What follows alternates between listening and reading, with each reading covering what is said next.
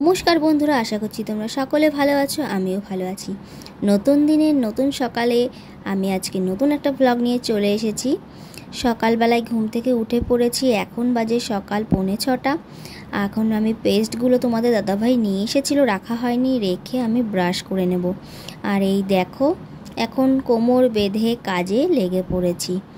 কিছু করার নেই, কাজ করতেই হবে। আর তোমাদের দাদাভাইকে সকালের ব্রেকফাস্ট করে দেবো, দুপুরবেলায় আজকে খেতে আসবে। আমি সেই জন্য সমস্ত কিছু গুছিয়ে নিচ্ছি। আর সকালে না একটু জল গরম করে আমি গরম জলটা খাচ্ছি কদিন ধরে। শরীরের পক্ষে কিন্তু খুবই উপকার। আর আমি যেখানে আছি বন্ধুরা, এখানে কিন্তু ঠান্ডা একেবারেই নেই, এই জন্য অসুবিধা হয় না। সকালে একটু চটি পড়লেই হয়ে যায়। আর এই দেখো, সকালবেলায় বানিয়েছিলাম পরোটা আর আলুর তরকারি, সেটা দিয়েই আমি টিফিন করে নিচ্ছি, দেখতেই পাচ্ছ। আর এখন আমি আস্তে আস্তে করে সমস্ত কাজকর্মগুলো সেরে নেব, কারণ বাবাই ঘুমোচ্ছে। আমি নলটা লাগিয়ে এসেছি, এখন সমস্ত পাত্রে জল ভরে নেব আর কাচাকাচিটাও কমপ্লিট করে নেব। কেন বলো তো, বাবাই যদি উঠে যায়। দেখেছো বন্ধুরা, বলতে না বলতেই কিন্তু বাবাই উঠে গেছে। এখন আমার বাবাইকে নিয়েই সমস্ত কাজবাজ করতে হবে। ঘর দোরগুলো ঝাড়ু পোছা করে নিচ্ছি ভালোভাবে। ঘর যদি পরিষ্কার না রাখি, বাচ্চা আছে, তার অসুবিধা হবে, প্লাস নিজের দিক থেকেও ভালো লাগে না। ঘর যতটা পরিষ্কার পরিচ্ছন্ন করে রাখা হয় বন্ধুরা, ততটাই কিন্তু মনটা শান্তি পায়। আর সমস্ত কাজেও এনার্জিটা ভালোভাবে আসে। আমার সকালবেলায় প্রচণ্ড চাপ থাকে, প্রচণ্ড পরিমাণে কাজের চাপ। সকালবেলায় তোমাদের দাদাভাইকে খাবার করে দিতে হয়। সকালবেলায় বাবাই খুব জ্বালাতন করে, এই জন্য আমি সকালের দিকে বেশি ভিডিও করতে পারি না। তবুও যেটুকু পারি সেটুকুই তোমাদের তুলে দেওয়ার চেষ্টা করি। এখন ঘরটা আমি ভালোভাবে এই ন্যাতা দিয়ে মুছছি। এখানে মপ নেই, এই কারণে ন্যাতা দিয়ে মুছে নিচ্ছি। আর কি বলবো বন্ধুরা, রাত্রে শুতে শুতে আমার 1টা, 1:30, 2টোও বেজে যায়।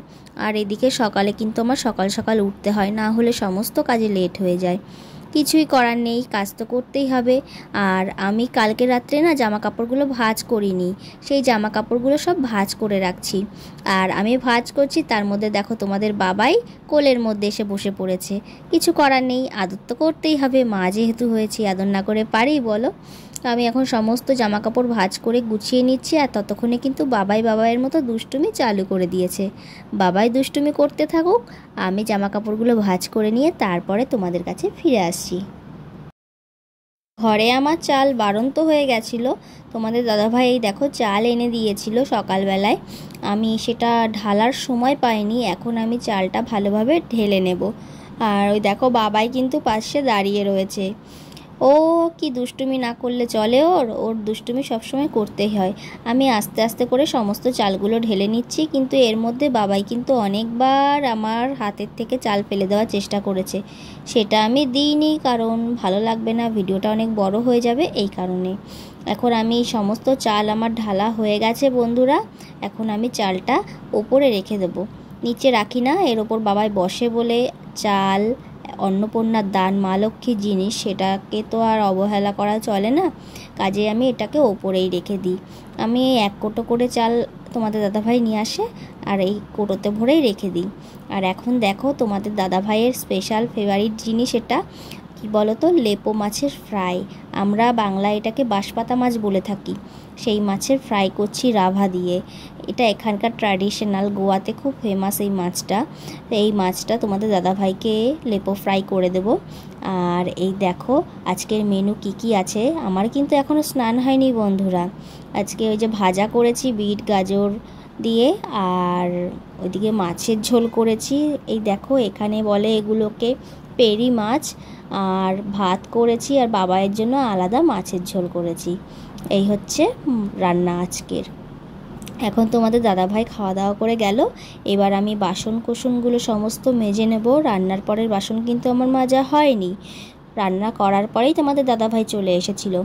তোমাদের দাদাভাই খাওয়া দাওয়া করে চলে গেছে। আমি এখন বাসন কোসন সমস্ত কিছু মেজে নিয়ে ধুয়ে মুছে রান্নার জায়গা পরিষ্কার করে তারপরে স্নান করব।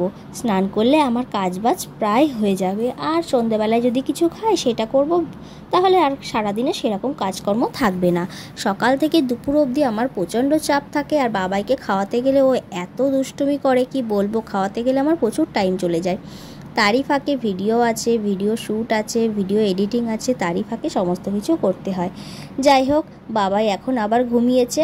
আমি এই ফাঁকে আমার কাজকর্মগুলো সমস্ত কিছু আস্তে আস্তে করে গুছিয়ে নিই।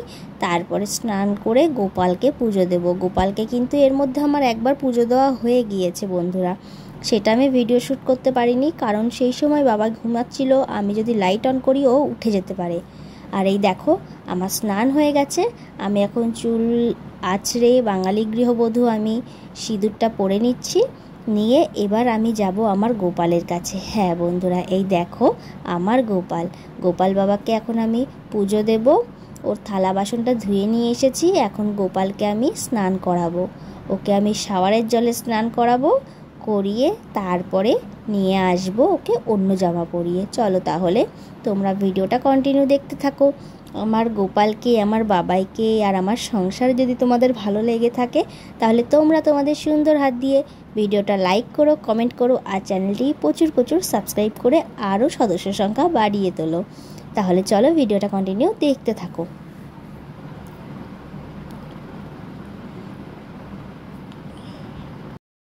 সকালবেলায় আমি উঠে এই ফুলগুলো তুলে নিয়ে এসেছিলাম, সেই ফুলগুলো দিয়েই পুজো দিচ্ছি। দেখেছো বন্ধুরা, আজকে না ঘরে কোনো ফল নেই, এই জন্য খালি মিষ্টি দিয়েই পুজো দিলাম। আর এই দেখো, এখন আমি ধূপকাঠি জ্বালিয়ে গোপালকে আরতি করব। এখানে আমার কাছে প্রদীপ নেই, আর আমি আর এক্সট্রা কিনলাম না প্রদীপ, কারণ বাড়িতে আমার প্রদীপ আছে। দেখো বাবাই কান্না করছে ঘুমানোর জন্য। বাবাইকে আগে ঘুম পাড়াবো, তারপরে আমি খাবো। কিন্তু ভেবেছি বাবাইকে ঘুম পাড়াবো, ঘুম পাড়াতেই পারলাম না। দেখো বন্ধুরা কি করেছে। এখন আমি খেতে বসেছি, খেতে বসেও আর এক কাণ্ড। দেখো বাবাই কি করছে, আমার থালা নিয়ে টেনে টুনে কি করছে দেখো। বাচ্চা কাচ্চার ঘর থাকলেই এই অবস্থা হয়।